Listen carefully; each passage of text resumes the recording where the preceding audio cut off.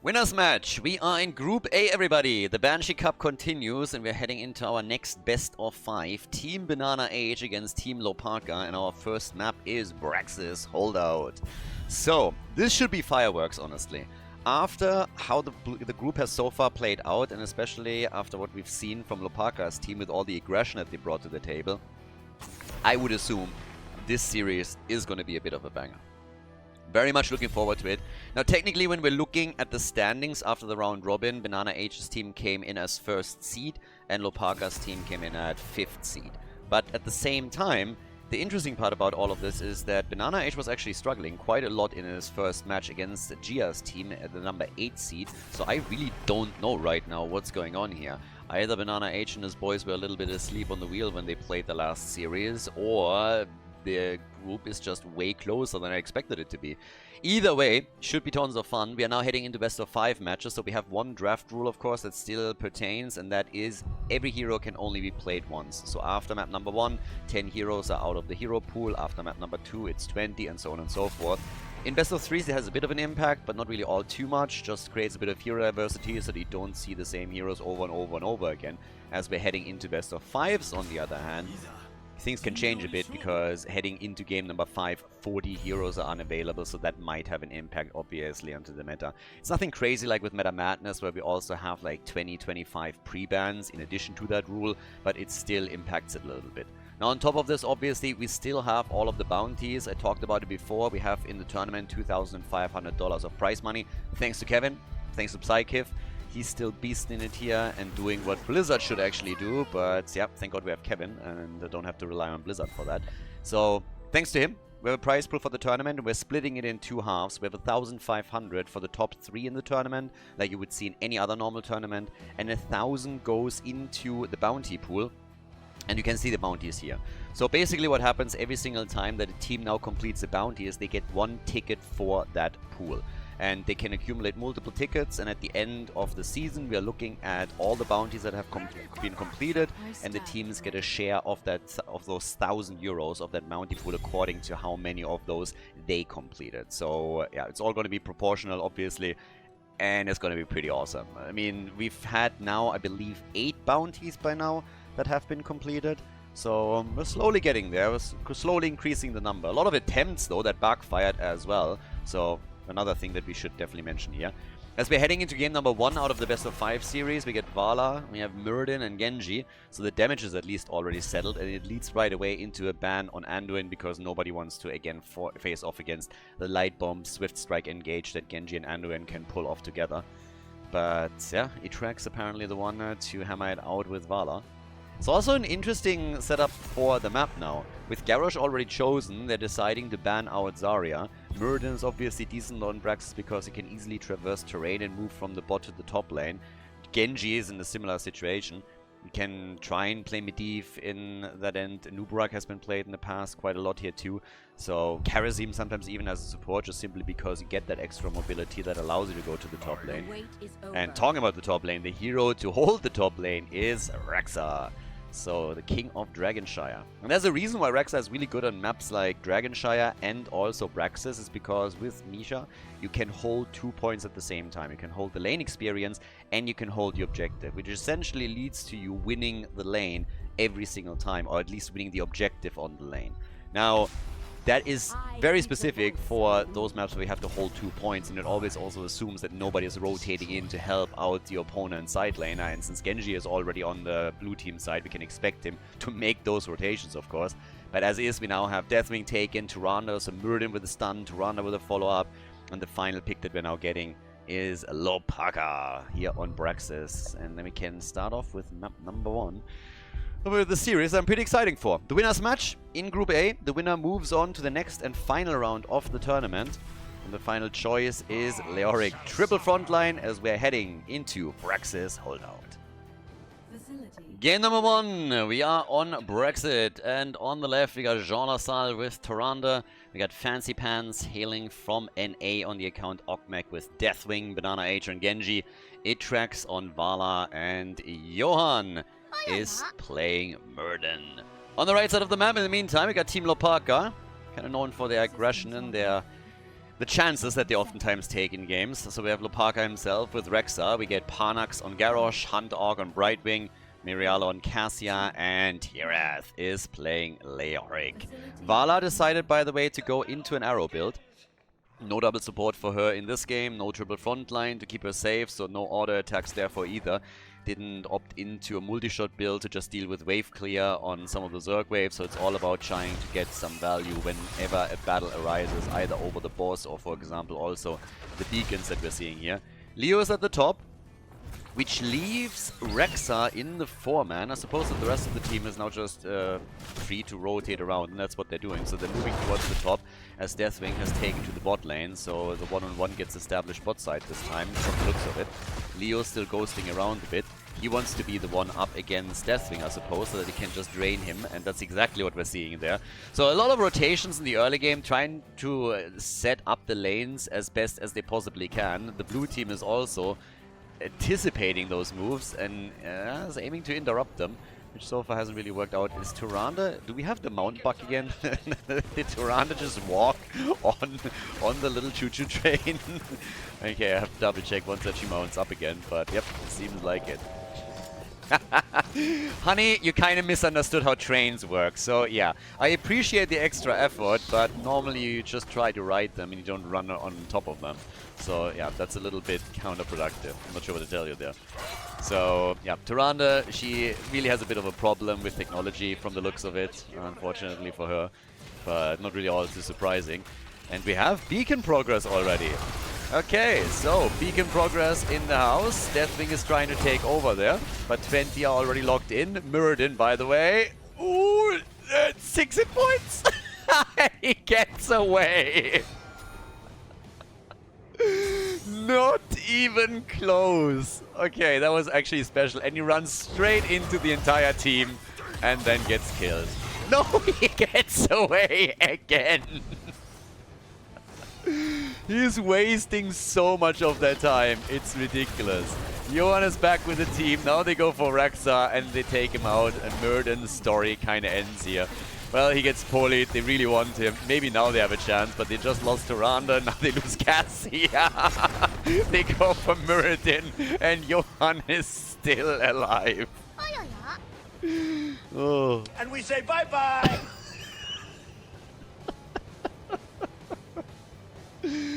Oh, it's pretty amazing. So yeah, Johan feels amazing at this point. He's able to escape, running around, wasting their time. I mean, there's so much that happened there in the meantime. We have, of course, 3 kills in total right now. They're trying to make a move now for Leo, and they take him down as well. So the blue team already with 3 kills to 1. In addition to that, we're currently looking at 8 stacks for Vala with the arrow build, just to give you guys a bit of an idea there. Tyrande still hasn't really learned her lesson here, so yeah, is still heavily walking on that choo-choo train as we have the fight for the top beacons. The red team is still ahead with 28% that they're holding here, but the blue team is trying to repay them in kind. And Deathwing also able to get out. So the good news for Team Hlopaka is that they are still able to do structural damage. They've broken through the wall at the top, they've done damage on the fort, and while they are also able to take the objective, or at least 40% of it, it seems like the pressure that they're applying is really paying off. Muradin might be able to literally run circles around them and is apparently unkillable, but everything else is currently going the way of Team Hlopaka. Another Stormbolt against Cassia. They're already diving in to take her down again, but Deathwing is also taking a bit of a beating. Vala at the bottom of the map is going up against Leoric, as here at the top we have the team still making a play for the progress. Blue team takes over, and Vala is claiming the control over the bottom of the map. So now it's time for Team BananaH to finally get a bit of beacon progress going. But flip against Muradin, and Johan jumps out once again. Rexa still wants him, and even Leo comes in and says like, alright, this time we're gonna get him. And that is finally the end of the dwarf. Finally. Took them some time, but now that they took Muradin out, nothing can stop them anymore. He was the big obstacle, he was the one that was unkillable, but now that they've proven that they can drop him too, nothing is out of the question anymore. Level 7 is kicking in for the two teams, But we are definitely off to a good start into the series. Highly entertaining here as the red team takes double control once again. 60% for them. Good drain again against Deathwing. And Vala still stacking, sitting at 18 stacks now. Obviously also using Misha as a bit of a pin cushion for her arrows. And they're moving in for Leo too. Atrax a little bit low, but totally fine. Heroes on the other hand might fall again, about to activate the trade. And Vala helps out with another final hit. But the Zerg wave has now been reached. It's 100% against 33. So the red team with more momentum at the top, where they've already taken out the opponent's fort. So this is going to go straight for the keep. Vala down, Cassia also eliminated. And a tiny excuse for Zerg wave down at the bottom of the map. But yeah, top side, this is going to do some damage to the wall. It's very early in the game still, but it will damage the wall at least a little bit. But as you can tell here, the defense is already going fairly strong. And while it is a big Zerg wave, it's not a very powerful one yet. Down to the bottom of the map though, there's a lot of space for Team Hlopaka, and that allows them now to go for the fort, for the wall, try and take this one on as well. So yeah, things are looking pretty okay for Team Hlopaka. They're a little bit behind in kills, they're a little bit behind in experience, but structurally they're definitely the ones to take charge here. Winning the objective by the margin that they did only helped with that. So now we have again Team BananaH rotating over. Vala, of course, also starting to get some decent damage out. She's at 21,000, therefore top damage in the game, as she's just using arrow after arrow to push the numbers a little bit more. Teams are heading slowly into level 10 with all of this. And yeah, the drain for Leo was also pretty successful so far. We were trying throughout the entire early game to setting up against Deathwing, which worked quite nicely. Cassia with 17,000 is the top damage dealer for the red team. But yeah, Vala is definitely rocking the numbers for Team BananaH. Now we're one level away from level 10 abilities, and things are gonna get spicy. Deathwing by now with a Firestorm. Oh, Muradin again able to jump out here. Frost Shot for Vala on level 7, as you would expect with this build. And we have Muradin also with a Skullcracker now. And by the way, just to be specific, with this build we mean obviously for an arrow build outside of Battlefield of Eternity, where you're getting more value out of going into monster. So they get the flip, and this time the dwarf is down. Muradin is taken apart, and they're trying to follow it up with another kill against Deathwing, who went a bit too deep and gets turned into Deadwing. So he's already gone. Tyrande is on the run, gets hit and gets killed. Yeah, with level 10 abilities, the blue team is now going on an absolute tear here. Full killing spree by them, and they're not stopping. They're going for Genji too. They drop him to 5 kills to 7. And boy, oh boy, is Team Hlopaka building up momentum here. As I said, they really, I mean, they played a very entertaining round robin already, but once that we headed into the group stage, damn did they step it up. They had such a fantastic series and so many good games and plays. It was a pleasure to watch, and now we're seeing that again in a series against the #1 seed out of the round robin phase. Panax over here. Might be in a bit too much trouble for himself though. Tries to keep himself alive a little bit longer, dishes out some damage, but falls eventually. And the chase is on as they're trying to take even more heroes out. Yeah, that into nothing. That thing just walked over it, and a second later Leoric died. I think a simple drain would have probably done more for him than that. So, try to look cool here, but Deathwing was not impressed. Not even a bit. 7 kills to 7, the objective is up again, and now they have a chance to go also for the boss. And there's very little that can be done by the red team, or can they? They have the 5-man back up on the map. They could actually engage into this. They are about to, but they're a bit late to the party, so they are not really engaging. They're losing Cassia immediately. Muradin is still alive, God knows how, but he somehow did it. Khaldor gets targeted and will fall to Genji. And over on the right side, we have now Garrosh destroyed too, so Team BananaH is absolutely crushing it. Rexa dies, Leo is the only survivor here, and there's a boss up on the map, there's double control on the beacons. So what looked like a really good game for Team Hlopaka has now been completely flipped. Blue team went for a boss, red team tried to contest it, kind of screwed the engage up a little bit. Got annihilated, boss got taken, and now on top of that we also have the objective getting pushed farther forward for Team BananaH. So nice twists here in game #1 already. Quick haymaker, and that should be the end of Leoric. They're going for him once again and try to follow up as he escapes with a Wraith Walk. Nice, and these Garrus helping out. There's the Entomb, and this time looked way better. The mace to the face, to the snout. And that's the kill. They go for Genji as the second one. Unfortunately for Hlopaka's team, the Zerg wave has already been started up, so it's 100% against 33. It's basically the exact same thing that we saw, just the other way around. Here's objective number 1. Level 13 talents are a little bit quicker for them. They're really trying to stop this as fast as they can. And also noteworthy, despite everything that's been going on here and all the chaos that is reigning, we still have 2 forts that were taken out on the side of the blue team. The red team still has both their forts and is currently doing the best that they can to maintain that status quo, because they defend topside with everything they have. And that fort is taking very little to no damage whatsoever. So, yeah, job well done. They're definitely doing some work here. And, yeah, we'll see how much more they can do with this. Push is now already coming towards the top and bot lane for keeps. The walls have been targeted quite a bit. Some damage has been done there. But yeah, now the chance, of course, to defend this once again. And this is essentially what they're currently trying to do. But very, very fun. 38 stacks for Valla. I mean, Valla is getting some serious numbers in. So she could be a menace in those team fights. And can really help also in 1v1 situations. On level 13, they went into the siphoning arrows here, so some extra sustain for her. Once she has Acrobat on level 20, she's of course going to be more of a pain in the ass than before. But for now, she's already annoying enough as is. So, let's see what else we're going to get from them. Because up at the top, what we're getting in the meantime is just Deathwing and the blue team pushing it back out again, trying to get some access to those beacons. It's obviously problematic when you're the only team that lost forts, because you don't have fountains anymore that are close to the beacons. Makes it very tricky for you to get control. Your opponent has a fallback option and you don't. But the objective isn't announced just yet. So nothing that they can right now do about it, but blue team is still pushing. It's trying to slowly poke away at the hit points. The problem is that they need to send somebody down to the bottom of the map, and I suppose Deathwing is going to take over in just a second. But this one is already getting pressured now. And Leo will fall back so he doesn't get caught, but still, they have to respond to that bot lane pressure play. And Mirrodin moved in from the side. Johan is playing a very interesting game throughout.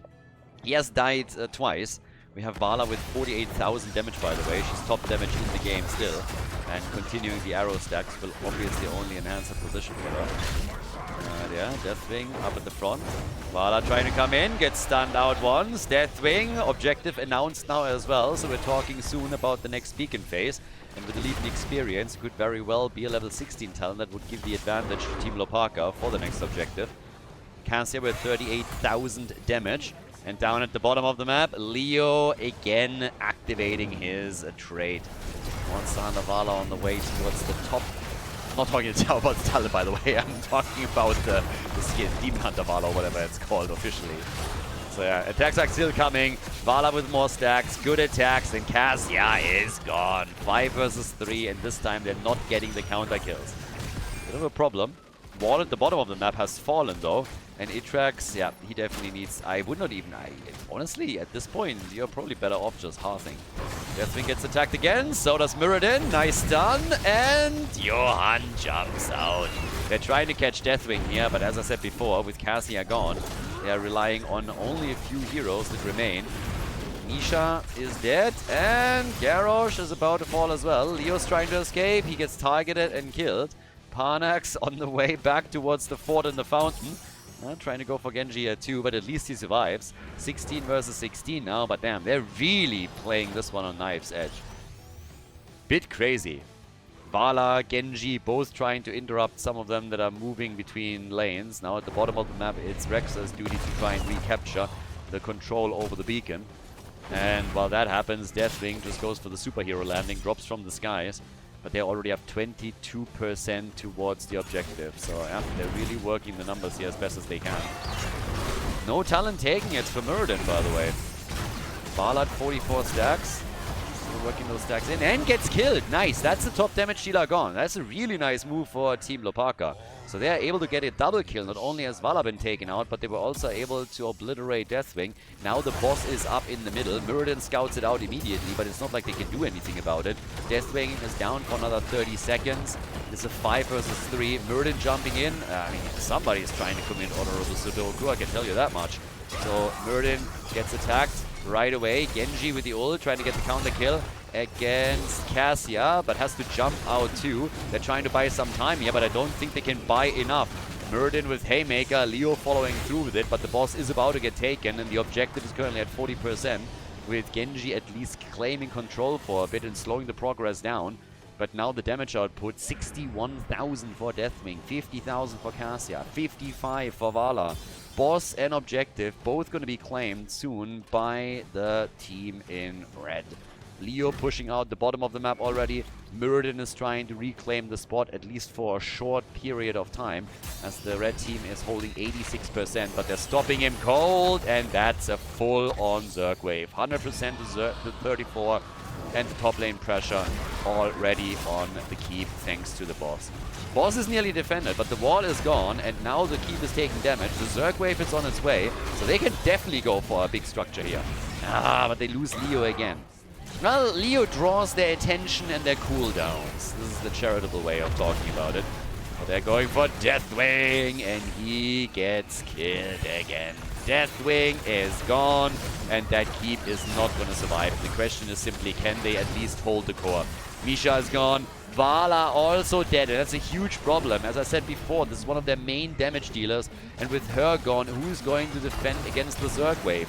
They lose to Randa, and I think they're just going to lose the game here. Team BananaH is in serious trouble, and off we go with Hlopaka's team just bullying the entire team and going for a core.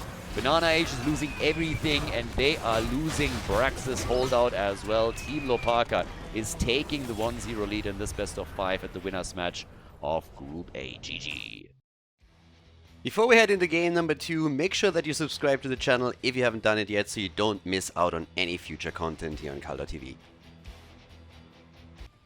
Battlefield of Eternity, map number 2. Team Hlopaka in the lead against Team BananaH. So, let's go, boys. Let's see what we're going to get here. The team in red, 5th seed after the round robin, has now taken the 1-0 in the best of 5 series. The 10 heroes that were played on the last map cannot be played again. But it's more or less what we expect. A lot of aggression from the red team. Some of it that works out, some of it that backfires heavily. And it resulted in a very nice first map with a lot of back and forth action. But BananaH and his team, they gotta dig deep a little bit in order to get out here. Now, once again, this is the winners match, so whoever takes the victory in this best of 5 moves on to the finals. The loser then has another chance going up against Team Dequaza in this case. Maiev and Sylvanas both get the boot as the blue team is getting rid of them. And now we're having our next and final ban for the first phase coming out to see what the first pick is going to be here. Battlefield of Eternity, so I assume that we're going to get Hanzo, we're probably going to get Li Ming, the two of them. It would shock me if we don't get both of them either banned or picked. Then you can of course play around Chromie a little bit. Most likely that's going to be it, maybe Greymane. But yeah, either Hanzo or Li Ming as a first pick would make a whole lot of sense here, given the map. Vala has of course already been played, so she can't be played again with an arrow build to take the Immortal down here. And that leaves essentially the heroes that I just pointed out. There's a couple of other niche ones that he can take, but given that there are still better alternatives available, I would be surprised if any of them get chosen here. But hey, time will tell. They go for Lucio first though. Alright. Lucio first, essentially just saying, hey, there's so many good damage dealers still against the Immortal that no matter what is now being picked by Team Hlopaka, we'll still get a very good choice here, and we just value Lucio higher than that. So the red team could now decide that they want to play with Li Ming, that they want to play with Hanzo, and just make a decision on what kind of style they want to play here and what they want to have as their main damage dealer against the Immortal. Hlopaka probably going to pick last again, at least that's what I would expect. They go for Chromie and they go for Malfurion. So Chromie from the long distance poke. Now they get the Malfurion. They can technically also try to play some kind of killer comp where they are using, let's say, Varian or Nuburak. And they just dive in, get a stun, follow up with a Malfurion's root, and then Chromie just get the hits in. So, yeah, that would be an easy one there. But still means that Hanzo, Greymane, are currently completely neglected, and so is Li Ming. Usually heroes that we're getting with a very high priority on this map. And now they're still ignored. They're going into Diablo and Blaze. Don't get me wrong, those are fantastic heroes. It's a fantastic frontline. At the same time, though, you can now ban out some of the damage dealers. Chromie as a pick makes a whole lot of sense if you want to play that style. And she can also be quite nice against the Immortal because you can poke from a distance. But that some of the top damage dealers in Battlefield of Eternity are getting completely ignored until the second ban phase. It's a bit confusing, to be honest with you. Grayman gets addressed, so he gets banned. Okay, could get another hero banned out. It's highly unlikely, for example, that Team Hlopaka is now going to pick Chromie, since double mages are not all that popular. They could still pick something like Hanzo, though. So I guess Team BananaH will now have to decide whether they want to ban a damage dealer or if they're better off banning one of the tanks or side laners out. So let's see how they're going to deal with it. But yeah, an interesting one for sure. They go for Zamoro, yeah. Don't want to deal with the side lane pressure that we've seen previously also from Team Hlopaka. Now a bit of a moment of truth here. What is the red team going to do? Panax as the tank. What are we going to get from him? Are they going to go for, I don't know, Jojo at some point? Keep in mind, Tomb, for example, is banned, so Johanna is not going to be played there later. Are they going to go for Varian, for Nubarak? Any kind of these dive heroes that can set things up for Malfurion and Chromie?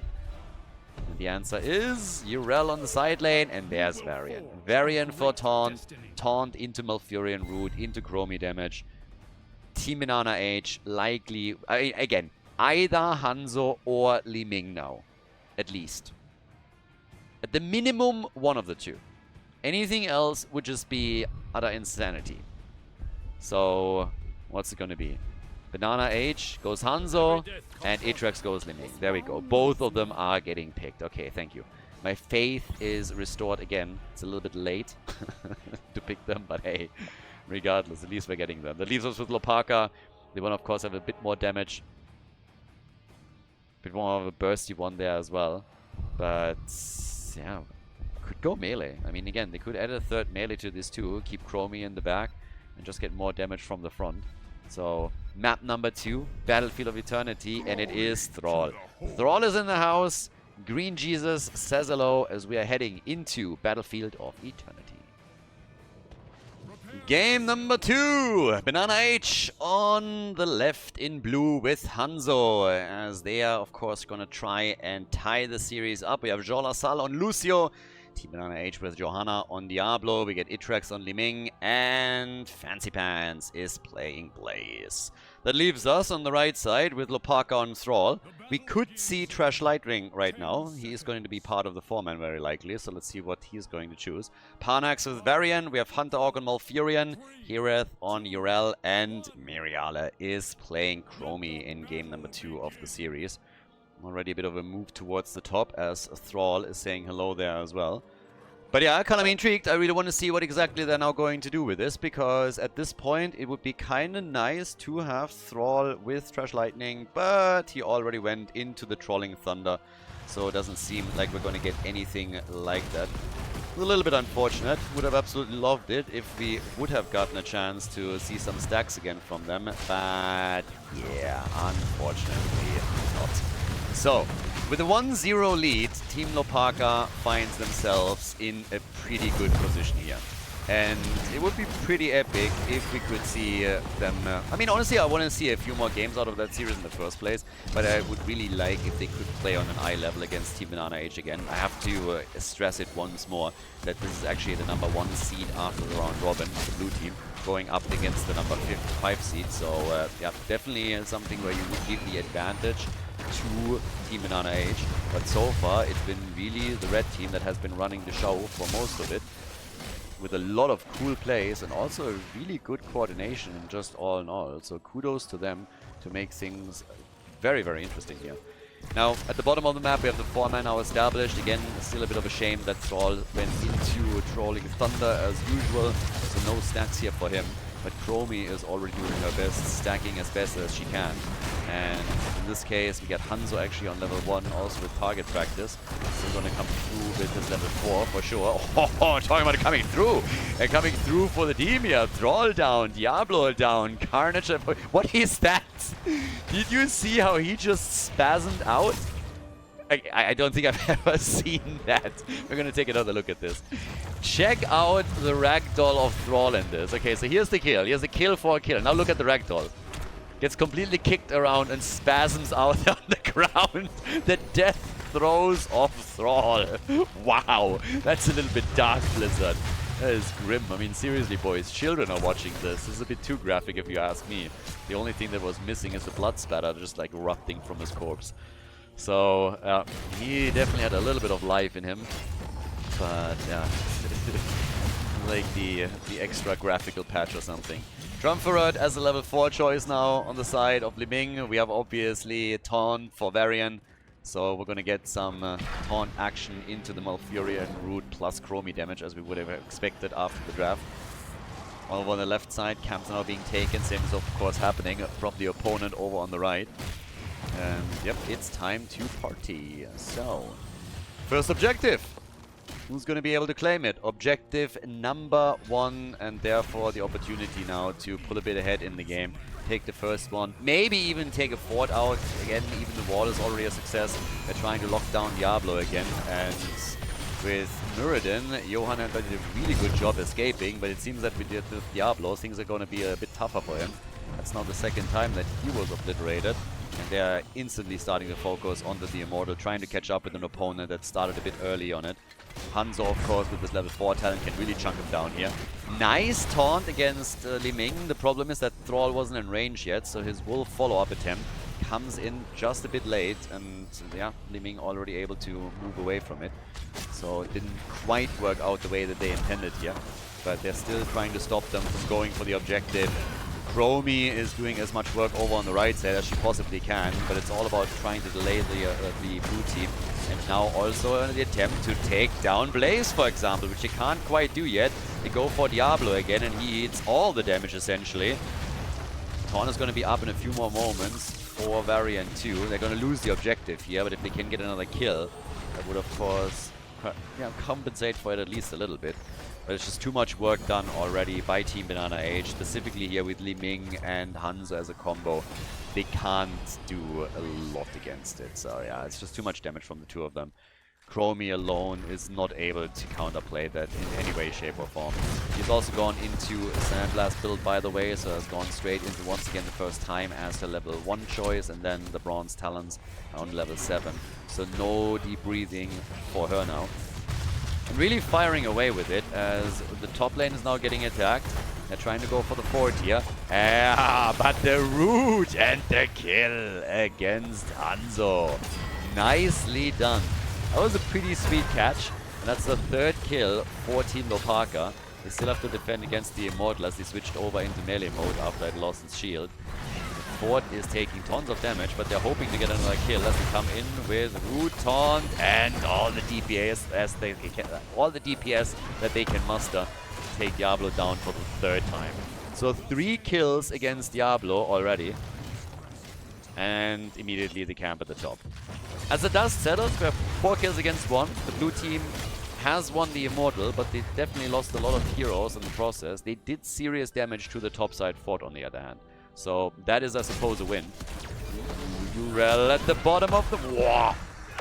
Getting out and then getting Hanzo, trying to push him back, but it was a bit too late. BananaH is still alive, and now they can go for the fort here too. The kills that we see for Team BananaH, they really matter. They got kills that led them to an attack over at the topside fort. Now they have the bottom fort being attacked, so while the red team is pulling ahead in kills overall, they're losing out on structures, and their bottom fort is about to be fully destroyed, whereas the top fort has already suffered a lot of damage. Johan, on the other hand, needs to soon rename himself into Free XP, because he is just getting farmed, and his ragdoll is getting kicked around the entire map. Gets fully kicked across the top side. Moving in for another kill, and that is Lucio eliminated. So these CC chains that are getting established by the red team are definitely highly successful. And it transfers directly into a very early level 10 for them. So they got heroic abilities now that they can use to go for the topside fort, and the next objective is being announced as well. So quite a bit of action already happening here, with Tranquility now saving the day for Thrall. But they're really pushing it. They're really trying to capitalize on level 10, as they should, obviously. So they're doing some work here. And on the damage numbers, just to give you guys a bit of an idea what we're talking, 18,000 for Thrall, 19,000 for Li Ming. Nearly another kill against Johan, but Urel is also a bit low. Bottom fort still destroyed, Immortal is up, but here comes level 10 for Team BananaH. It gives us Arrow into a potential Apocalypse. If they want to go for a Wombo, they can try and set that up. So Hanzo's Arrow, Diablo Apocalypse. Arrow is already in. Diablo got stunned out though. Uses APOC but still dies. Diablo is getting absolutely farmed. They are losing Thrall though, so it's kill for a kill between the two teams as they're fighting it out at the top blue Immortal. And yep, the action just continues over here as they're going in with the jet propulsion against Variant, but they don't have the damage, and Fancy Pants is dead. Yeah.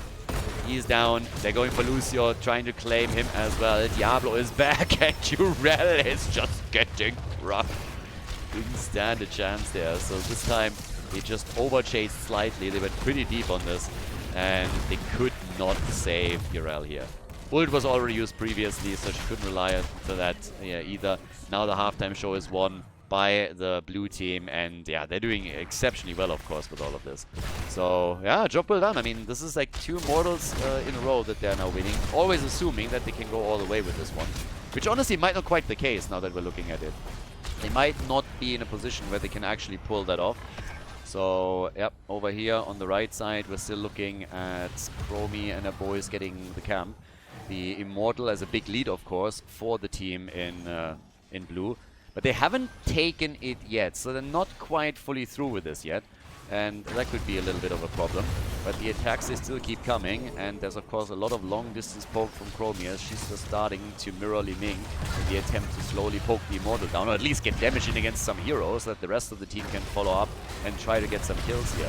So all of that is already playing out as Diablo makes his engage with APOC. Tranquility, and Dibbles is just barely escaping into the bunker. But Lucio is dead. Diablo is soon gonna get killed here, I assume. Yep, there he goes. And they're also killing Blaze. So all of a sudden, it's an utter slaughter. Everybody is getting dropped on the blue team side. Team BananaH is losing 3. And after, I mean, they took the top fort out, the bottom fort out, so a lot of success in that regard. But they took a big lead also on the objective. They're now losing all of that. Li Ming gets chased at the top and is trying to escape here, whereas the fort is already getting damaged. Itrax going up against Urel. I think they're going to chase her down soon too. Yep, already a little bit of Moonfire action. There's a root, and they're just hurting her here. And that's the end of Li Ming. A staggered death on their end. The top fort destroyed. The Immortal moving down to the bottom of the map after the red team just now grabbed it with roughly half a shield remaining. So now it's time to try and take the last remaining fort in this game out. And the game is wild. I mean, it's like 16 kills in total. The red team is fully pulling ahead on the kill count and has also the lead experience, which translates directly into a level advantage and a talent advantage that they're running over BananaH's team. And it's just nasty. I mean, look over at the damage numbers. Look at Diablo. He's got killed 6 times already. 6 times. It's straight up bullying what we're seeing here. They're taking everything. They're taking his lunch money, his girlfriend, and his life. Everything that he has to offer is being handed over to Team Hlopaka. Sundering is out. Hanzo disappears, pulls off a Houdini. One moment he's here, the next one he's just simply gone. And they're pushing through towards the bottom keep wall. Not going to get the keep itself, I suppose, but they can definitely start opening up the wall a little bit. Urel already sitting here at the side. One of the towers is about to go down. And it's just getting murderous. Yeah, there's the taunt. And she gets away. Alright, good job by Lucio, making sure that she doesn't get destroyed immediately. Big arrow of death, but oh, that one is useless. That's one hit. That one is hitting Italy or Greece or something. So, 4 kills to 13. Hanzo with a bit of a play attempt that unfortunately for him did not work out. And down at the bottom of the map now, the next camp is about to be taken. So, a little bit rough. Bit rough here. I think we're going to rename the arrows now accordingly. If the arrow travels towards the top left, or just generally again north, it's a narrow. And if it's traveling down to the bottom right or something, it's useless. It's a little bit better than just distinguishing between EU and NA, because let's face it, there's not enough NA competition these days. Which is why I'm appreciating the NA players that participated in the tournament here even more. So yeah, big shout out to Fancy Pants and other players like Madara. So right now we got half a level, bit less even, until 16 is in.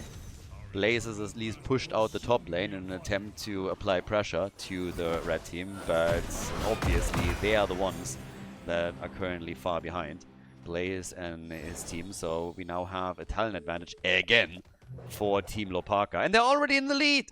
These guys have already taken the 1-0. So yeah, we are getting Alpha Wolf. Diablo is going to be a big fan of that talent. And for Chromie, we got the shifting sands right over here. Chromie is basically, she's not only a pretender in regards to her claiming she's a dragon, but also she's a wannabe Gara. Gara is so much cooler than her, and Chromie is just an imposter.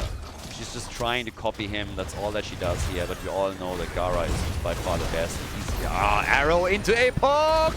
Double stun, and Malfurion gets murdered. That was a beautiful kill. That was a really beautiful kill. This is exactly how you set up an Arrow Apocalypse combo. Normally that doesn't really happen, so this is actually a really rare one to execute because it is really difficult. But as you can see here, look at this one. Arrow comes out, bam, hits Malfurion, the APOC hits him as well, and that results in a quick kill. The healer gone, and the red team had to fall back. And again, big reminder, there was no level 16 at the time for Team BananaH, so they took a situation that was pretty disadvantageous for them and were able to turn it around. And now they're winning the Immortal. Now they're taking it. Immortal is theirs. Both teams have level 16 talents, and off we go. That's going to be a big opportunity now for Team BananaH. Teams are dead even in structures, and there's the chance to go for the top and change that by taking out keep number 1. It's not a massive Immortal. Has a decent shield. 20%. 20% shield. It's alright. It's alright. It's nothing special. So, yeah, shouldn't really blame too much there. But let's see what else they can do. Already the jump is coming in towards the top side. Yeah, can they maybe break through the gate without losing too many of the HP of the Immortal? Doesn't seem like it. It already gets poked down very, very quickly. But some damage on the keep is just inevitable. It's unavoidable. It's a little bit like Thanos. But yeah, so this one is down to 50% HP. Bottom of the map, there's by the way a couple of catapults pushing in. So there's also going to be some keep damage very soon because nobody is apparently moving back in order to deal with this. Nobody is hearthing. So the keep is not going to fall. There's more minions that will spawn in a second. But the keep is still taking some damage, and that is free damage on the keep. So yeah, they'll take that. Actually, a lot more damage than I expected. Blaze was thinking about moving back, but now has to re-engage here. Chrome is at level 20 already being available now that they're on level 18. And the bottom keep is still taking more and more damage and is now down to 50% HP. So essentially, the entire push of the top lane with the Immortal has been, I don't want to say negated, but the gap is not as big as the blue team would have hoped for because of those catapults. So, minion time. Nice and solid damage from them. Camp at the bottom of the map is about to be taken. Diablo with the engage against Thrall. Another jet propulsion, arrow, apocalypse, everything is being used. And everything is failing. Every single thing. So they go for Diablo again. His hit points get melted away. They really want him, and they take him down. Diablo is dead once more. They take Blaze apart. And this is Team Hlopaka on an absolute killing spree here. They should send somebody towards the top to at least deal with the push, the camp, the catapult. But the next objective is being announced. They are ahead by an entire level. They're closing in slowly on level 20 talents. And they should be able to grab a decent Immortal here too. Another 28 seconds until Blaze is back up on the map. Diablo has lost his soul, so he's going to be a lot weaker now too. And, I mean, he already died how many times? 7 times? 8 times? Yeah, 7 times. Okay. Can they take Thrall? Yes, they can! That's how you turn games around. And then Diablo dies again. At this point, you gotta ask yourself, where's Diablo's egg? Where did he place his egg? He's going for the double digits here, and I'm talking about deaths, not kills. So yeah, Diablo definitely looking at 10 deaths if this continues. But boy, oh boy, there's level 20 now for them. And it's just ridiculous. I love the games that are being played by these two. I'm not so sure if Team BananaH is going to have a fun series. Because so far it seems that in game number 1 and also here in game number 2, it's mostly the red team that calls the shots and makes the moves. But yeah, nicely done. Another attack already coming in. They're 10 kills ahead right now. And yeah, Urel sitting at the side. They're trying to poke the Immortal down slowly. It's really difficult for the blue team to engage into any kind of fight now because you don't want to go up against Storm Talons if you can avoid it by any means necessary. So yeah, it's usually what you're trying to do. But now we have, again, the Immortal 50% is gone. Topside gets attacked. And how exactly are we going to see Team BananaH react? They're attempting to leverage Hanzo as best as they can, and so they should. He can chunk those hit points down super quickly, and that will at least reduce the shield. If not outright win you the Immortal. In a normal race, that's exactly what would have happened here. But they are happy just reducing it as best as they can. The chase is a little bit on, at least as the red team was looking to see if they can maybe force them into an engage with a Thrall flank for Sundering. But they also have to send Urel now down to the bottom of the map in order to deal with this push. Because that is just a little bit too much for them to handle here. And with them, I mean the minions. Minions can't really handle that, so yeah, in this case we really have to make sure that you at least have one of your heroes down or you're going to lose the hit points on the keep and essentially the keep itself.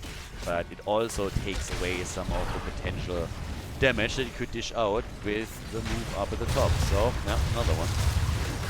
But next attack is already coming as they're moving through, trying to make a move at the top. Yeah, let's see how far they can go with this one now. What they can currently do here. I mean, the attacks are definitely coming towards the keep, and both of the teams have now done damage to some of them. But they are trying to go for another quick kill here, and they couldn't take the keep out. So this is basically now 2 keeps at the top and the bot lane on the blue team side that have been severely damaged, but have still not been destroyed. And the team on the right side of, no, sorry, the team on the left half on the right side of the map also dropped 1 low. So we have basically every single keep that exists on this map now being damaged, but nothing has been actually destroyed. Absolutely nothing that has been actually taken out. But they're going for the fight again. Arrow, narrowly missing. And yep, that one is going to fly a while. But they're trying to go for the counter kill now that they can chase them again. Diablo has also never used his Apocalypse, so that's still a tool that they have essentially available to try and re-engage and get a quick one. But the top fort is now getting poked more and more. And with specifically Chromie doing some work, but also others chipping in, that keep indeed falls. So finally, 20 minutes into a Battlefield of Eternity game, we have 1 keep destroyed. Diablo with a nice combo, and the follow-up on Thrall. Thrall is gone. 5 versus 4 now. They try for Parnax, and Varian is also eliminated. The rest of the team is just running away, trying to escape. Lucio is chasing, but Diablo got locked down by a Hunter Orc and Malfurion's Root. So, yep, good for them. 76,000 damage by now from Chromie. We get 73,000 from Liming, so the 2 mages doing work. But with a 5 versus 3 situation, I'm pretty sure that we're going to see the blue team try and push for the top keep. Then again, Immortal is actually at 5 seconds, so it seems like they're going to try and just steal the camp away and then go for the Immortal instead. Oh, they do none of it. They're just going immediately for the Immortal. Not wasting any time or anything else, just saying right away, okay, time to go for the Immortal, trying to grab this one first, and then afterwards we can still see if maybe a push towards the top lane is possible. Honestly, a little bit surprised by that. I thought that they would prioritize taking the keep, and I personally think if they would have gone for the keep, taken that out with only 3 defenders, and then moved towards the objective, they could have gotten halftime show too. But they get a big Immortal out of it, and I just assume that the main goal here will be to try and end the game with this. Get the big Immortal 20 minutes in on a map like this, and then start pushing, start making your play, and see if you can actually get towards the core directly. Because as we established earlier, that bottom keep has also taken damage, so the wall is already out. So you're not operating with the wall anymore over here. And yeah, that's pretty much what's happening. So they're trying to force the fight early. They go for Diablo, more or less immediately. Diablo still alive. Nice damage. Also good loop from Chromie. But Immortal is still alive and kicking. That's a massive shield. That's a huge shield. They're definitely going to try for Koya. It's going to be difficult to defend no matter what. even if they can get a few kills, and instead they're losing Varian, so they're not off to a good start here. Losing Varian as the first thing that happens in that fight is about the worst thing that could happen to you. So they're getting absolutely crushed here right now. The keep is gone, and I think this is going to be the tie in the series. Hlopaka and his boys played a great game, but it doesn't look good for them. That's a big immortal. The shield is barely gone. Diablo gets destroyed again. They're going for Li Ming, and she gets saved somehow. But it's the immortal that's really the big problem, and I'm not sure if they can stop this. If they could have killed Li Ming there, maybe it's a different story, but Idrix can still do damage, and the core is now down to 66%. Li Ming, Chromie, both eliminated, but the immortal is showing no mercy here. They gotta take it out, they just don't have the time. This is game. This is a tie in the series. We're going to game number 3 between Team Hlopaka and Team BananaH.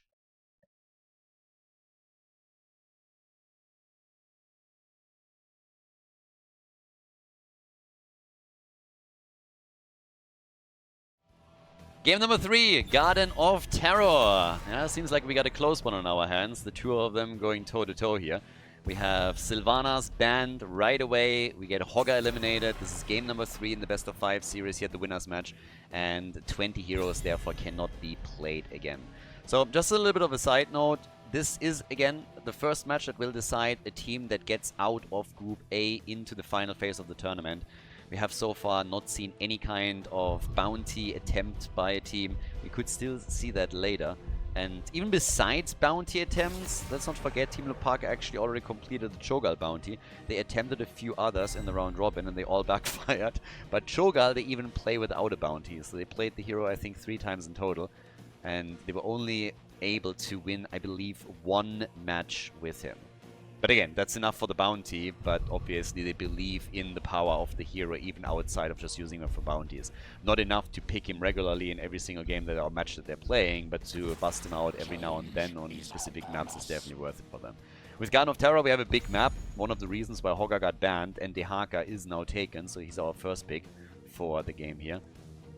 And after we had the expected aggression on the last map, I really want to see what we're getting here. I expect that Greymane at least is going to be taken. He's a fantastic hero for grabbing camps, and you can of course make a lot of plays around him too. There he is. Greymane Rhaegar could essentially also use that together with Abathar if they wanted to and get that double Greymane going, so that's another play that is at least possible for them if they would want to play that. But if not, you could play with the Nubarak, for example, just dive in again, get that lockdown, maybe Stukov together with it, and then Greymane with the bullet and just engaging full on. So there's a lot that they could really do with this. And yeah, should be kind of fun. I'm definitely looking forward to them playing again with such an aggressive composition. We have Johanna on the other side.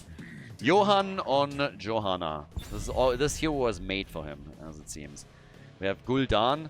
So that offers wave clear, that offers you also a Horrify that you can use, and that will very likely be used as a bit of a saving grace whenever the big team fights happen, and specifically when Gul'dan is going to be under pressure.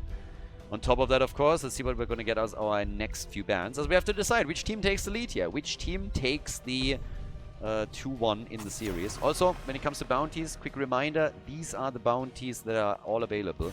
Each team can complete every single bounty they can see here once. You can't farm the same bounty over and over and over and over again, but each team can complete every bounty one time. Cho'Gall actually getting banned right now for the reasons that I pointed out just a second ago. This is a team that would play Cho'Gall even outside of a bounty. And we had a few others, of course, in the past. Banshee Cup season number 1 has shown that too. But in this case, Cho'Gall and Sergeant Hammer get banned last. And for that, we get our double pick.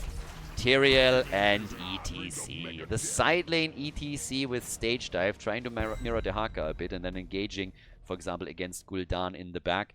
Tyrael, very likely with Sanctification considering the comp that they are playing, but keep in mind we also saw Judgment Tyrael as a frontline tank, but back then what they did was use him with Kharazim so they get some 7-sided strike action after Judgment connected.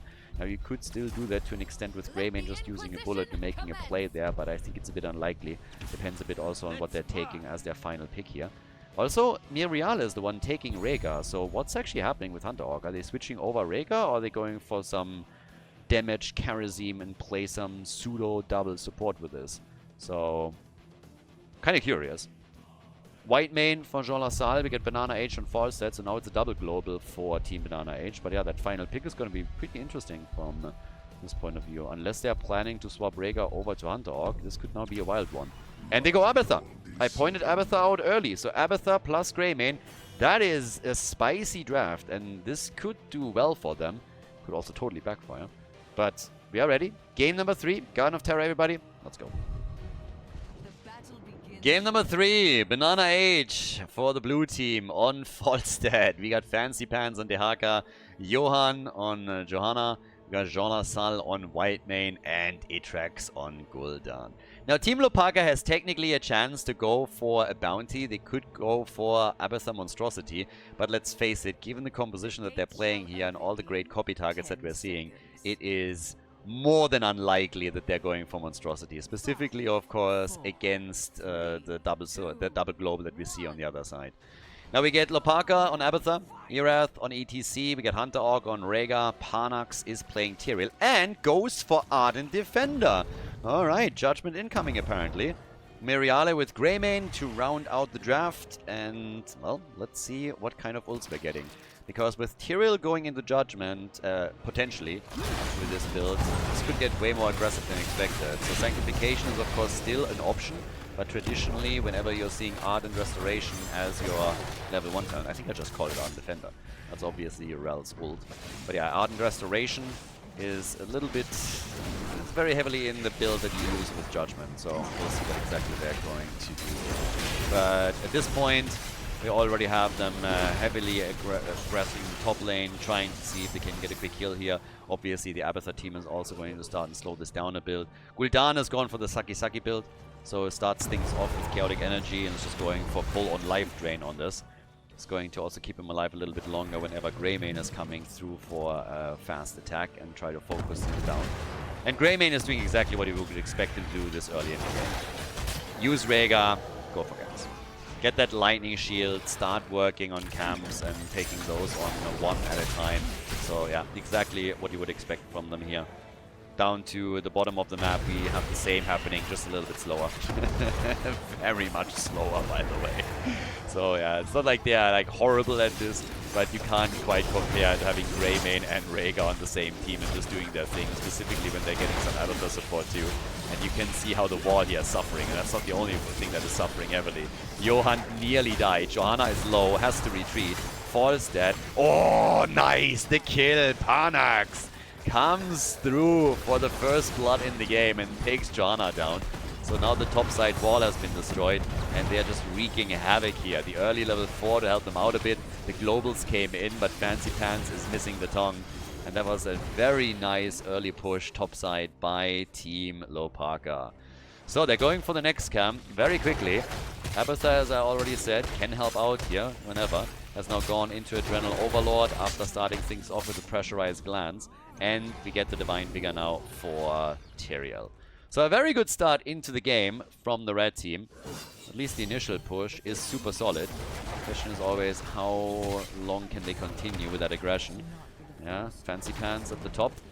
Well, just a second on the receiving end. But in the middle of the map, ETC, a bit of help from Abathur, I suppose, now going to do his thing.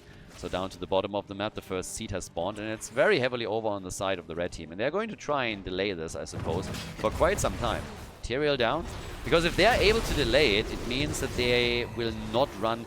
The worst thing that can happen to you when you're playing Abathur is that there's very quick objectives on a map like Garden of Terror or Cursed Hollow, and the third one to end up in the hands of your opponent, and the third one happens just as they hit level 10. And you don't have it yet, which is oftentimes the case. So if you can delay some of the objectives, then you are actually in a pretty neat spot because you're slowing things down, and that allows Abathur to get to level 10. Greymane, on the other hand, gets already taken out. Abathur came in with a quick head, but it was a bit too late. They still want BananaH on the other hand, and they can get him. BananaH eliminated. So, nicely done. We got Fancy Pants also ending up on the chopping block potentially, but he still can put the essence out and is now ready and good to go. So, for the time being, we're having down at the bottom of the map the seed finally taken. Again, they delayed it slightly, but they're grabbing one up, so that is already going to help.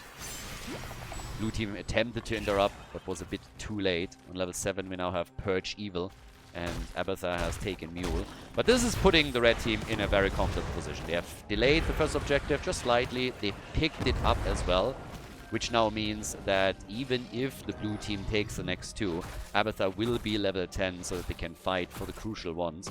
So they find themselves in a very solid spot. Not too far behind experience, 2 kills against 2. Looking quite solid there. Intercession for Whitemane. We got the Curse of Exhaustion. I'm exhausting just looking at this build. For Gul'dan. And the Slug that actually chased the top. Hlopaka has to be careful there. The Haka wanted to go for the worm, but couldn't get it. So, bit of body soaking still happening. 12 stacks for Tyrael on his level 1.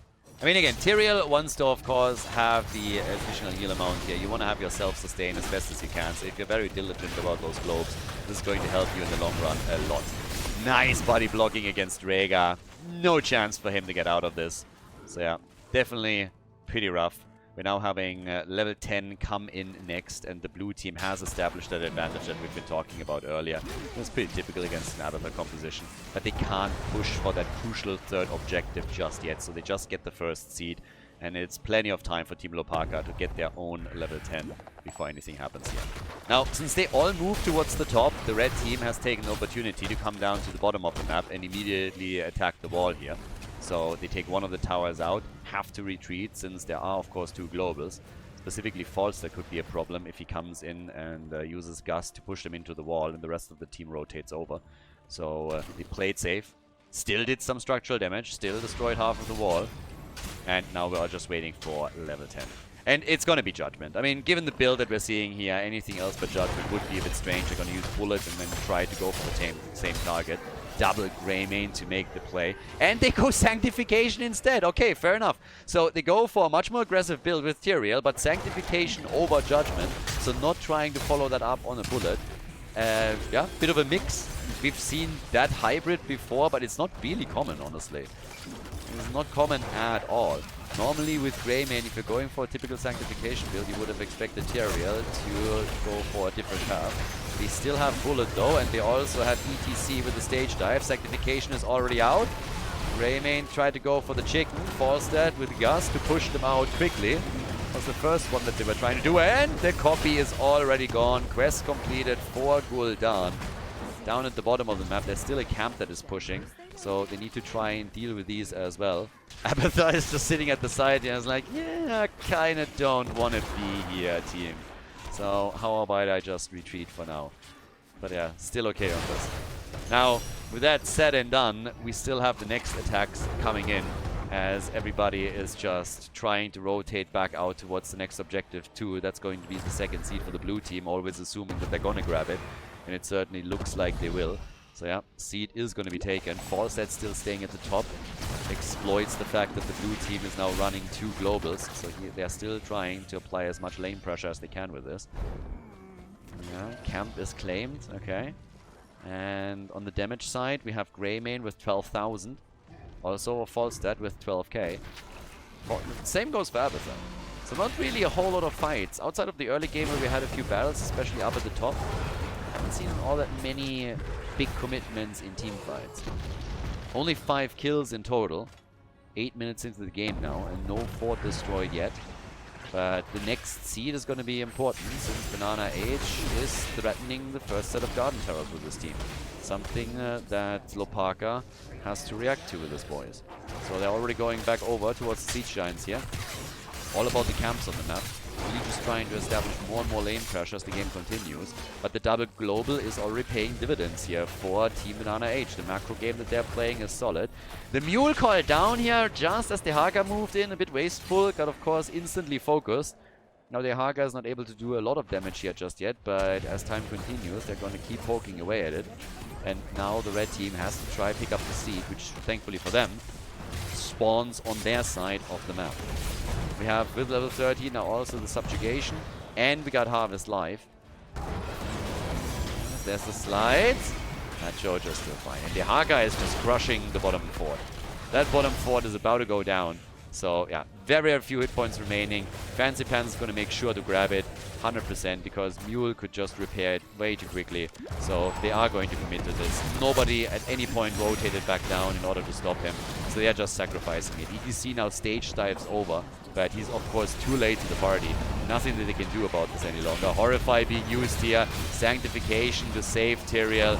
Yeah, nice dodge on the gas. Not moving out, just waiting. False that tried to anticipate it, but missed it. And Tyrael is therefore able to get out. 25 stacks on his level 1 now. Very nicely played by him. But they still lost and sacrificed that bottom fort. And that is, of course, a bit of a problem. It's the first one that falls here. But here comes the objective. And this is where things start to get very interesting. Because this is now the first curse. No matter what happens here, this is curse number 1. So already the attack against Joanna. They really want her, but they cannot take her down. Love the aggression and love the commitment here. Even with the copy on Abathar, but they couldn't get the kill. They were super close on it, and if that play works out, then they of course have a big lead going into the objective. But as you could tell, it wasn't meant to be. So they can't get the kill. Instead, we're now having the fight for the seed and for the first objective for the Garden Terrors. So there's Gust, trying to isolate that again. Blessed Shield is also out, gets used right away. And Greymane receives the Ancestral from Rhaegar. But Falstad, channel attempt, ETC coming in once more, starting to slide out, and I think now they have to give it up. The drag and ETC is gone. Boy, that's bad news for them. Team BananaH has now the Garden Terrors, and they have a 5 versus 4 situation. So they're looking great here. There were a couple of moments in this game for sure where the blue team was suffering and maybe struggling, but now they have a double global that they can use to push all the lanes. The Haka already moving back out. Falstad at least gets killed, so that's a nice move from Team Hlopaka to at least try and shut this down quickly. But the counter kill against Rhaegar also happens, and therefore the blue team more than makes up for it. They have level 16 talent advantage. They have the big push happening at the bottom for a keep. Horrify against Greymane, and he gets taken out as well. Greymane gone, 6 kills to 3, level 16 on the board for Team BananaH. They're destroying the fort at the top, the one in the middle gets murdered. Down at the bottom of the map, they're now trying to do some damage at the keep. Even ETC might be killed. Yes, they interrupt the stage dive. Sanctification to save the day, and Abathar. ETC is still low, and he still falls. No matter what they do here, he's still destroyed, and yeah, that's just... great play by BananaH. They're doing an exceptional job here. All the forts are destroyed. The keep is about to go down here. And finally we get level 16 for Team Hlopaka, but it might be too little too late. 30,000 damage for Greymane. His top damage in the game. But, well, doesn't really do anything for them. They need kills. And so far they haven't gotten enough of those. Top side now gets attacked. We still have Siege Giants pushing in here. As the chase continues. Nice drag. Good tongue. And Tyrael gets crushed. Tyrael is dead again. Falstad flies. Gusts. They're coming in with the Haka. And the engage happens as ETC says hello too with a stage dive. Ancestral on Greymane allows him to re-engage and try and go for Jor Asal. But he survives. He actually survives. I mean, everybody survives. Nobody dying in that encounter. 5 versus 4 battle forced by the blue team. Nobody died. Abathar still defending at the top, dropping Mule. And at the bottom of the map, the Siege Giants are already starting to attack the core here. Now, the red team hasn't given up on any of this yet. They're still trying. They're still trying to do their best. But they have to bridge a gap in experience that is pretty large. They have to also start taking some structures out, because when you're looking at the experience distribution here, passive experience is now increasing and widening the gap even further, which will allow them to go for early storm talents too. It's really the hero experience where you see the biggest gap, but passive experience is also a huge factor in this, and so are the structures. So another seed popping up, and this would be the ticket back. Grab a seed, get Garden Terrors for yourself, and at least take the forts out. They can do that, and that would be fantastic. The thing is, they're letting this one go because it's in the wrong spot. It's at the top left. They also don't have an Ancestral. The problem is with them letting it go, it also means that for the next one, we might already be on level 20 for the blue team. That's going to make a fight highly disadvantageous for them. So, yeah, kind of rough. Down at the bottom of the map, The attack still continues, and with Greymane they can obviously start ripping this apart a bit. But they gotta fall back since the blue team is just rotating pretty much immediately on this. So Hirath, he's trying to also stop the onslaught. Falstad and Hlopaka are now playing tag team as they're going onto the side lanes and push this out further. The map belongs to them. It's been opened up very widely, and we now have the two globals just doing exactly what they're meant to do here. Nice spawn though for the next seed. But as I said before, the problem is not really the spawn of the seed. The problem is that we are heading into level 20 for the blue team, and they're going to have storm talents, and this is going to be huge for them. They're going to get big upgrades that they can use in the next fight, and I'm not so sure if Team Hlopaka is even interested fighting for this one, or if they're just going to let it go. The problem is, if they do let it go, it would be the second one for Team BananaH. And I'm not so sure if they can soak 1.5 levels until the next one appears. They might just have enough time and then go for that crucial fight in the game. But right now, they show no real interest to make a play here. So we get Contagion, we have also Scarlet Crusade, we're getting Haunt, and the upgrade for Blessed Shield. And it's all about getting the experience. So literally what they're trying to do now is just grab XP and then fight for the last seed. That's the play here. ETC dead, that definitely doesn't help that cause, but it's really the goal here. Try and get level 20, fight for the next seed, which is a curse seed, no matter what. Like a Garden Terror seed, not a curse. Totally different map mechanic. It's not remotely the same, guys. But yeah, so they're just going to try and make that play. But it's not playing out that way. As I already said, the timing isn't working out. So now they have the seat at the top. They got to delay this until they have 20 and then make a move. Ugh, I am not so sure that they can actually pull that one off. I think this is going to be very, very difficult for them. And if Garden Terrors are taken again for the second time by the team in reds, then yeah. I mean, good luck with that. And it seems like we're going to get those Garden Terrors. I mean, look at it. They're not even making a move with it. Falstad has also made an interesting choice now on level 20. He went actually into Epic Mount. So they are fully planning on playing around globals. Not only can he now much more easily fly behind the opponent's team and try to set up a gust to force a fight, but also if the game really continues, he can just hop between lanes mega easily and apply more pressure. So Garden Terrors are in. And it just seems that Team Hlopaka is dying a slow and painful death here. They have level 20 now, but there's no denying that they're at least going to lose the keep in the middle, which is the second keep that they're losing, and they might lose the one at the top too. ETC jumps in, Horrify is used here, and they're pushing for God. Not a single fort has been destroyed on the blue team side. Not even one. We're 17 minutes in. Catapults alone are going to wreck them from here on out. So, yeah, bit of a disaster, to be honest with you. The red team has to force a fight, and it has to be a good one. They need kills. They need kills, and they need the next objective. The core is already getting attacked, and the shield is slowly getting destroyed here. The Garden Terror from the bot lane is doing some solid damage. Now, it should be repushed. And again, there is obviously Abathar. If the core takes damage, he can mule it up. That's totally fine. They can sustain that. But they need a win. They need something if they want to come back here. The team fight victory, the next seed, now that it's 20 versus 20, you need something that you can actually do here. Abathar is going to mule this up in a moment. 94% is only 6%, but still, he's going to get ready for mule on this. So it's not too much of a problem if they lose a couple of hit points on their core. But they cannot screw around any longer. 2 keeps are gone, you haven't destroyed a single fort. Maybe now at least this camp is going to do some more serious damage at the bottom, so they can more easily pick this one up. But you are really running out of time. You have one more play in you, and that's about it. Nothing else. So... a few more camps that they can claim.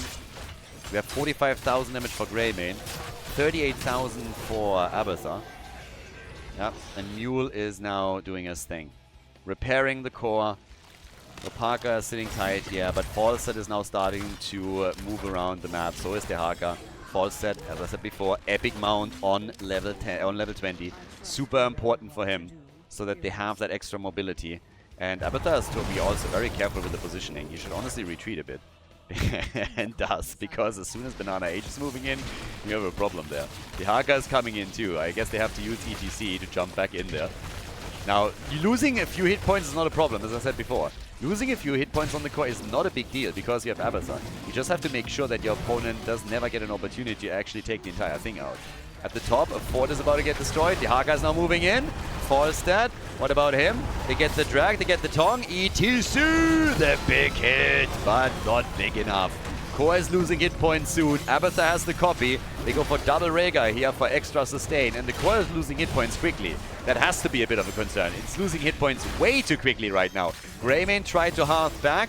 And Abathar will have to call down a mule. But already we're getting BananaH flying in deep with Epic Mount as called out previously. That is game.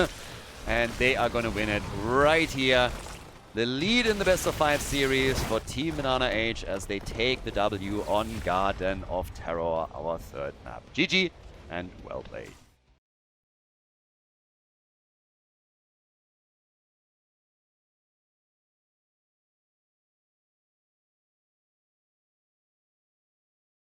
Match point number 1. We're heading into Dragonshy, everybody. Our map 4 in this best of 5 series. So there's a chance that Hlopaka now wins it, brings it to game number 5.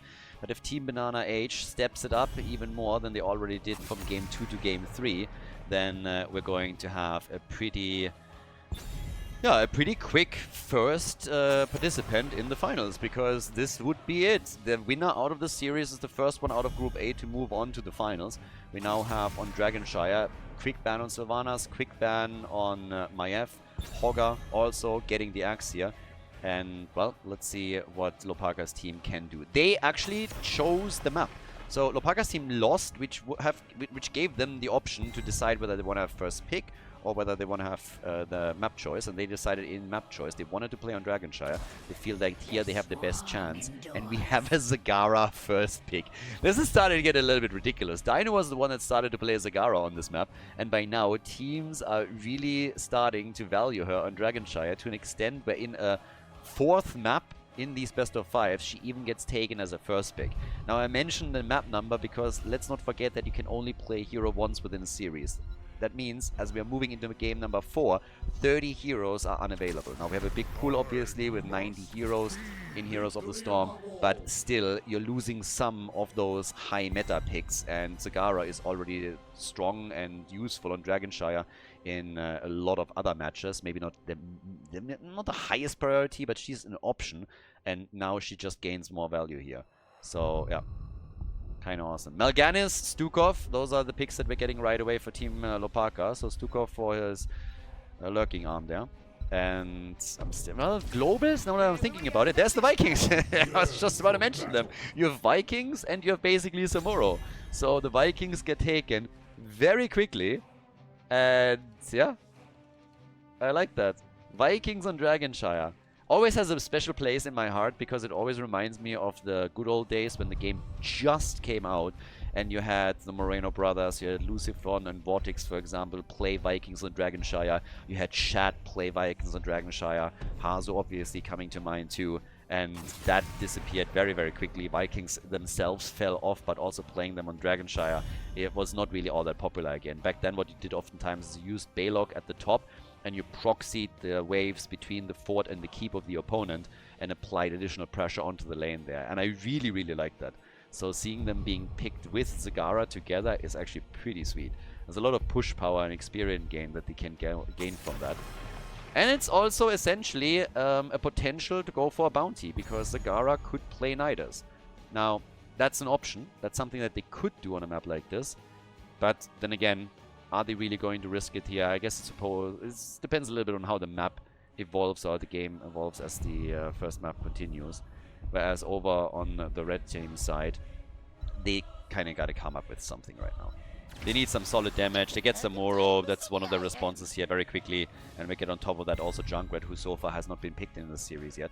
So, I mean, again, a little bit unusual because Junkrat normally a high priority on a lot of maps, but just the way that the series played out, he didn't get that priority. So Junkrat's still available. Still a bit of displacement that they can use here too. And that leads us now straight away into the final 2 picks for the blue team. We get Uther for the meals and BananaH for Tigers. It's actually a double bounty that they could essentially play. I mean, you can't complete 2 bounties on the same map, but there's 2 bounty approaches. One is Longboat, one is Nidus, so they have 2 chances. And yeah, depending on how the early game goes as they're heading into level 10, we'll see. So now we get Hirath as well, the final pick. And again, this could be the final map. We could go into a full best of 5. That goes the distance. Time will tell. But for now, on our 4th map on Dragonshire, the final choice for the red team is Khaldor. Let's go. Prepare for combat. Game number 4. Team BananaH against Team Hlopaka. Over on the left side, with the first match point in this series, we got now Fancy Pants with the Vikings. We got Jean Lassalle on Uther. We have BananaH, Tigers, Atrax on Zagara, and Johan is playing Imperious. So they have 2 bounty opportunities here. Vikings Longboat and Zagara Nidus. Not that I necessarily expect them to pull one of those, but we might see it. Then again, on the right side of the map, we got Hlopaka, played by Samuro, Parnax on Mal'Ganis, Hunter Orc on Stukov. Kel'Thas, he had a chance, but he went for Mana Addict, and we got Miriale on Junkrat. So, there is still, of course, a chance for Hlopaka's team to win this series and move on to the next round of the tournament by simply winning 2 in a row now. But BananaH has gained a lot of momentum with this team on the last 2 maps. I mean, they've been really doing well there. Because game number 1, that was where Hlopaka took the lead, but then after that, could really feel that the blue team was able to find their stride. It looked way more like the Team BananaH that we saw in the round robin phase, where they were able to just do, just absolutely wreak havoc and really do work there. But what we're seeing right now is still another quick attempt to go for the first blood in this game, and they are moving in on Mal'Ganis, nearly getting the kill. Parnax is barely able to move out and stay alive, so yep, good for him. Vikings not making a choice yet on level 1, so Fancy Pants trying to be a little bit fancy here. The man needs no talents. Yeah, none of that.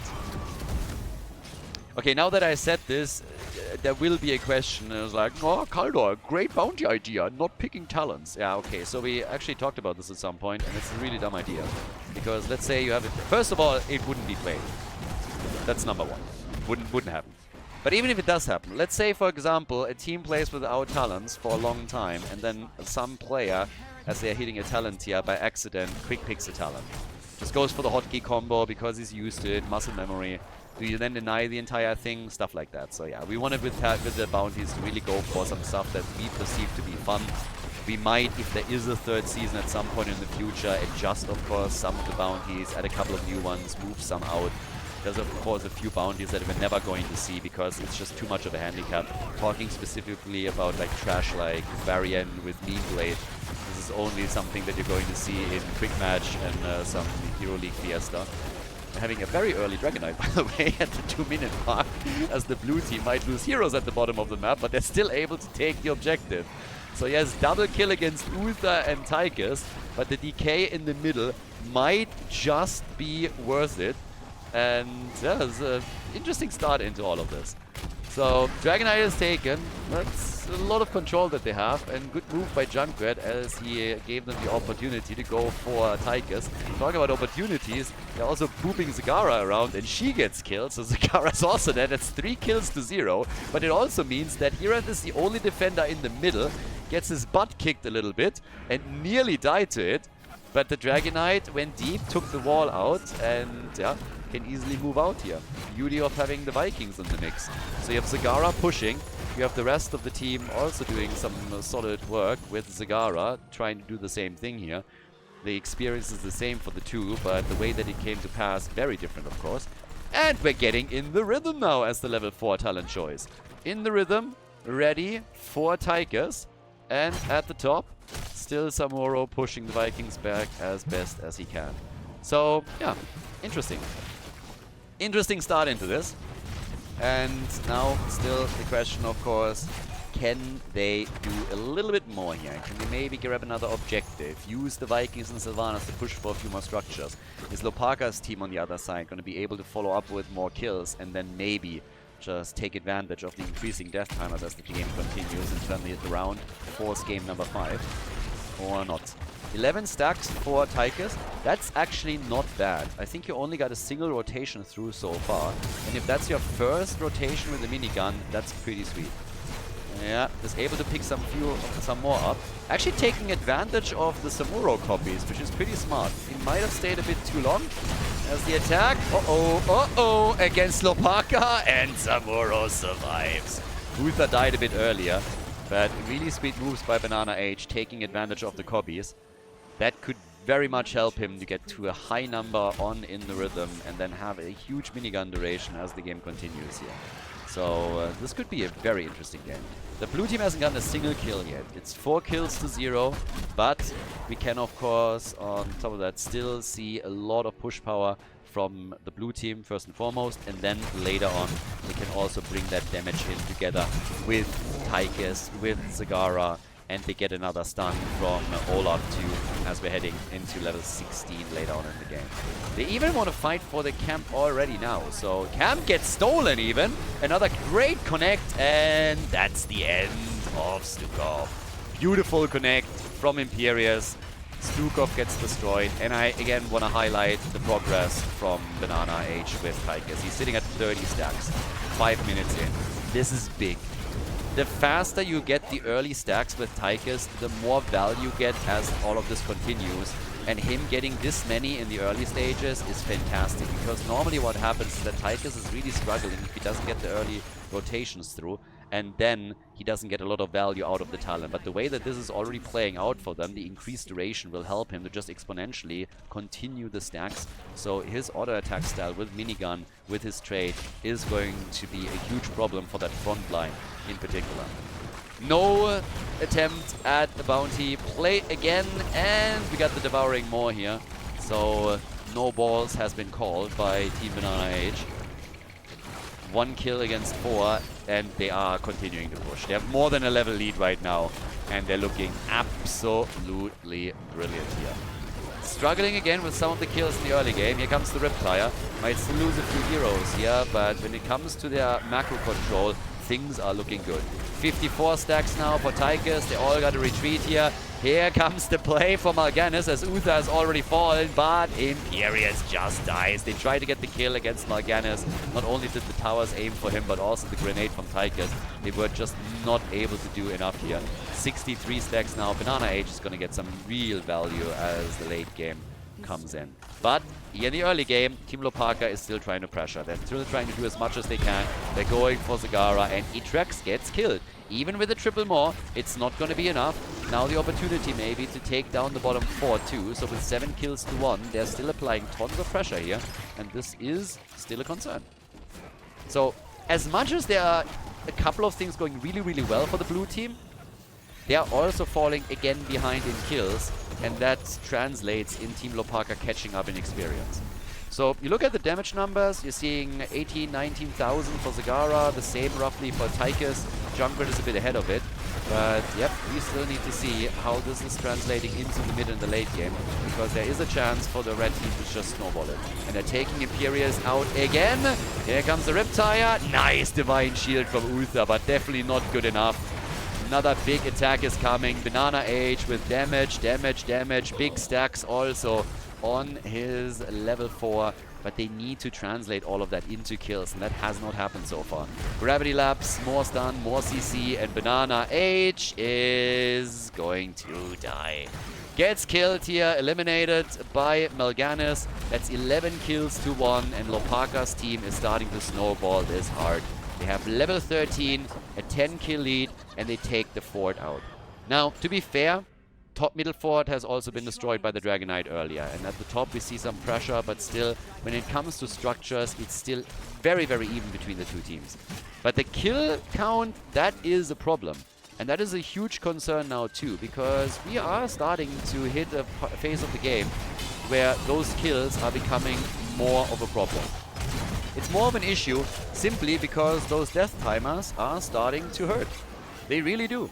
And if you're losing control of the game that way, then your opponent can just snowball you. Get a kill here, get a kill there, stagger the deaths a little bit. You're always playing with a numbers disadvantage, and then what's going to happen is that you are getting crushed super quickly by an opponent that is just able to run over you and totally destroy you. And this is what the red team is currently hoping for. To try and also get objectives by simply winning the team fights and playing the numbers advantage. So eventually, Team BananaH needs to turn that trend around if they want to win this. Having some early game pressure, taking some forts out and doing well there is all nice and well, but you need a bit more as the game continues. So still half a level behind, but let's see what they can do here at the top. Vikings, as I said before, are going to become more and more of an asset as the game continues too. So at level 16 they're going to get large and in charge for Olaf. That's going to be big to provide the additional stun. Samuro in the middle is now trying to get the Dragonite for the team. And Eric has to do his best to shut that down. Balog has already fallen. The pressure at the top still continues. Yep, nice stun. That was important. Big follow-up stun. And the end of Mal'Ganis. Nice. Nicely done. That was a big one. Yep, Khaldor is rotating away. They still want to try and get that Dragonite over here. But Eric has been interrupting that over and over and over again. It doesn't really seem like it's going to be possible for the red team to claim it just yet. Especially now that the top shrine is also taken, or at least denied to them. They nearly have level 16 talents, but you can tell that the blue team is trying to fight back a little bit. They're abandoning the bot lane on the other hand. And yeah, that costs them the wall.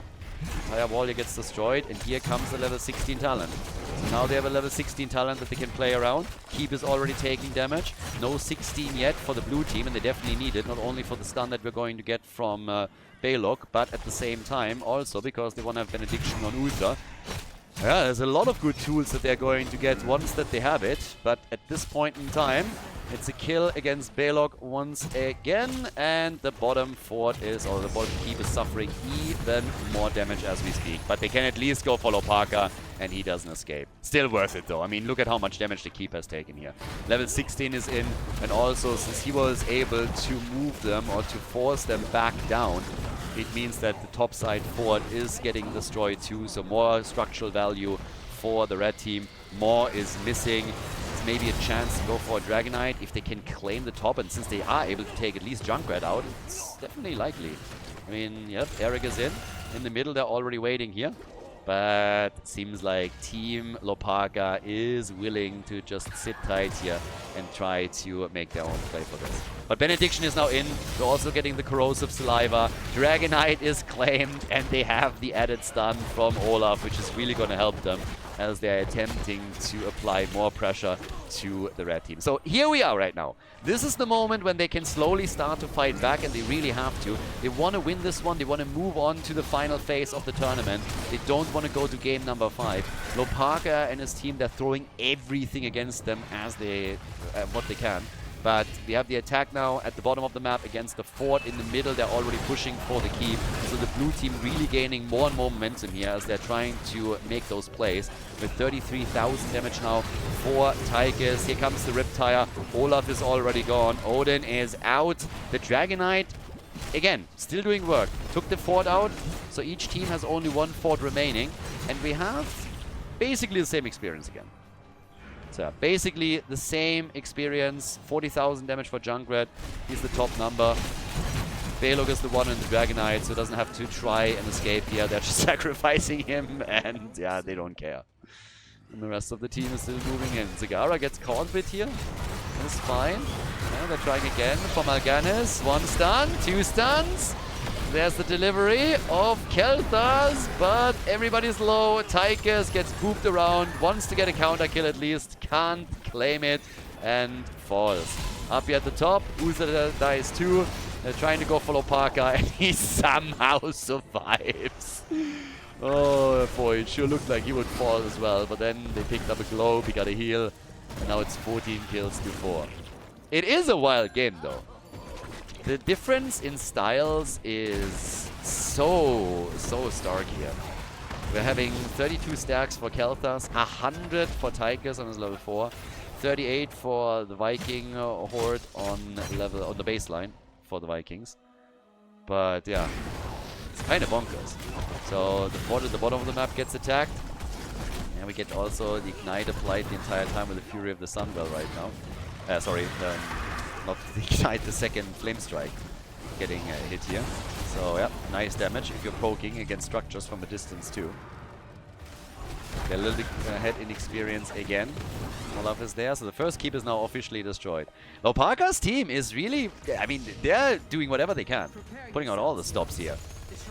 And they're getting closer and closer to making game number 5 a possibility. Half a level until 20. It's gonna help them too.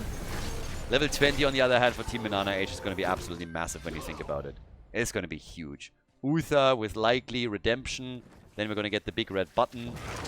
Potentially Tyrant Maw, so some real big ults that we could get from them, and it is hyper close in experience. They're mega close here. I mean, you can see the distribution right there. Minion experience, this is where the Vikings were really shining. 40,000 to 32,000. This is big. It's only compensated for by the huge chunk of hero experience that Team Hlopaka locked in with the 14 kills that they've gotten so far. But the Vikings are again trying to control the map as the shrines are activating. We're having also some camps colliding up the top that we could try and push. Samuro is a nuisance. He's a big problem that they have somehow to deal with as all of this continues. So yeah, there's another one that they got to play around with. And yeah, they are still trying to play this as safe as they can while they're waiting for their own level 20 to kick in, because those Storm Talents are already available for their opponents. So yeah, Samuro gets still chased. They're chasing him 6 days to Sunday here, and well, I was wrong on Redemption at least. We're getting Divine Protection. Divine Protection is in, and there's the first Dragonite for the red team. They're claiming it. They were trying to deny it with the Vikings, couldn't make that work. Now we got Pack Instincts too, and the Dragonite gets very quickly burned down. Still a very, very wild game here. 120 stacks now for BananaH. He used the Dragonite also to stack his level 4 a little bit further. They try to go for Stukov. Yeah, Dragonite is trying to help out as well. The ult misses though from Johan, and they gotta slowly retreat. But you can tell that the Dragonite is currently doing jack shit for the red team. I mean, absolutely nothing. They're getting nothing out of that. And they're not going to be happy about it either. Quick punt, and that's all that is good for. Didn't even get the fort in the middle. 20 versus 20. So, it's clutch. This is a very, very intense fourth map that we have between the two of them. A lot on the line here. BananaH takes it. They're going straight to the next round. If Hlopaka loses, they have to go into the match against Equaza, and they could still technically get dropped out of the group. And if they win here, they have at least a chance to move out of it right away. They can force game number 5 with it. But yeah, another attack at the bottom of the map as they're slowly poking. There's still the move into the middle. They want that fort after all, I suppose. And there's the stun, the first one, but there's nobody around. Another stun. Can it go for potentially one more? As Hlopaka has gone for the fort for just a moment. Zagara gets caught. Oh, the Riptire! Oh, they can't get the kill. That was nearly the death of Zagara, and if she dies there, boy, then that's, yeah, that would be a total disaster here.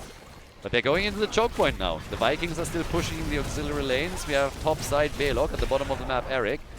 Hlopaka also always trying to sneak in. Jolasal is waiting in the bush. Use the stun here. Oh! Baited, baby! Baited out the Divine Storm. Yep, a little bit too trigger happy.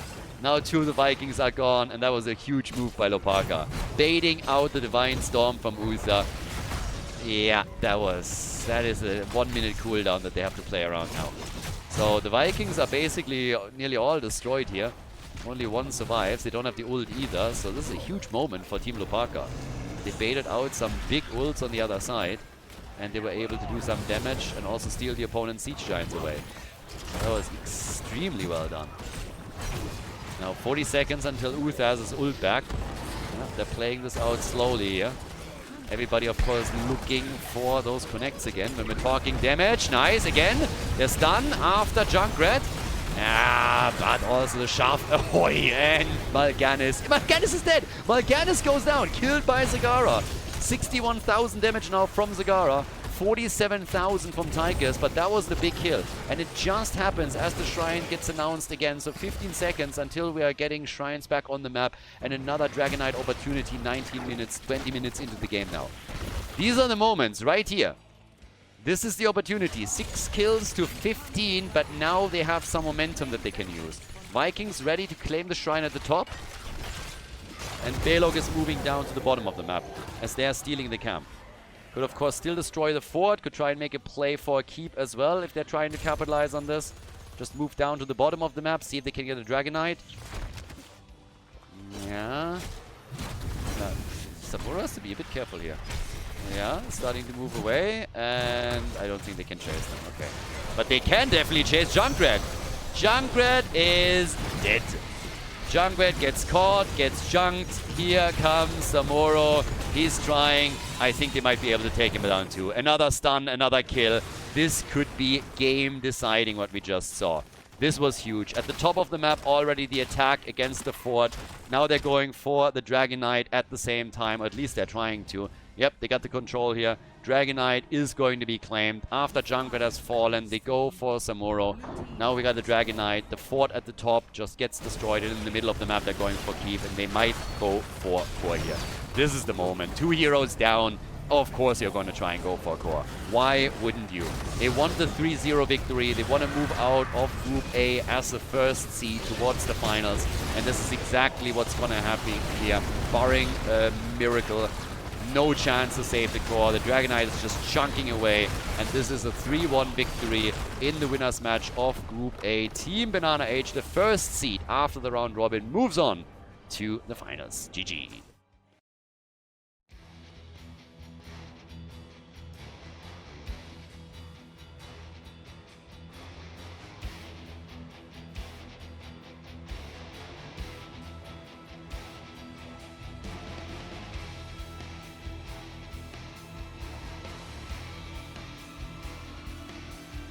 Thank you everybody for watching the video today. I hope that you enjoyed the show and the commentary.